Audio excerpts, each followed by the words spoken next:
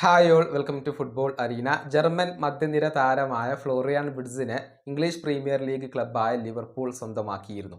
പക്ഷേ ഒരു വലിയ തുകയാണ് അദ്ദേഹത്തിന് വേണ്ടി അവർ ചിലവഴിച്ചിട്ടുള്ളത്.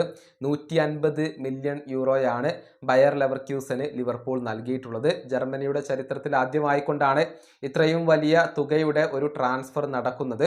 എന്നാൽ മറ്റൊരു ജർമ്മൻ താരമായ തോമസ് മുള്ളർ ഇതിനെ വിമർശിച്ചുകൊണ്ട് രംഗത്ത് വന്നിട്ടുണ്ട്. 150 മില്യൺ യൂറോക്ക് എന്തെല്ലാം നല്ല കാര്യങ്ങൾ ചെയ്യാം എന്നാണ് തോമസ് മുള്ളർ പറഞ്ഞിട്ടുള്ളത്.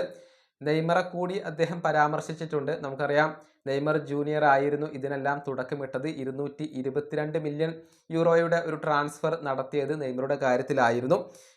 അത് ലക്ഷ്യം വെച്ചുകൊണ്ടുള്ള ഒരു പരാമർശമാണ് അദ്ദേഹം നടത്തിയിട്ടുള്ളത്. തോമസ് മുള്ളറുടെ വാക്കുകൾ ഇങ്ങനെയാണ്: 150 മില്യൺ എന്നുള്ളത് അസാധാരണമായ ഒന്നാണ്. പക്ഷേ ക്ലബ്ബുകൾക്കിടയിൽ ഇത് കേവലം ഒരു നമ്പർ മാത്രമാണ്.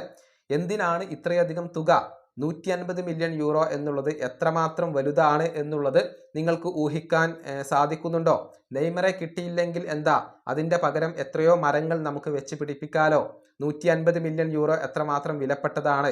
അത്രയും വലിയ തുകക്ക് ഒരുപാട് നല്ല കാര്യങ്ങൾ ചെയ്യാൻ കഴിയും. ഇതാണ് തോമസ് മുള്ളർ പറഞ്ഞിട്ടുള്ളത്.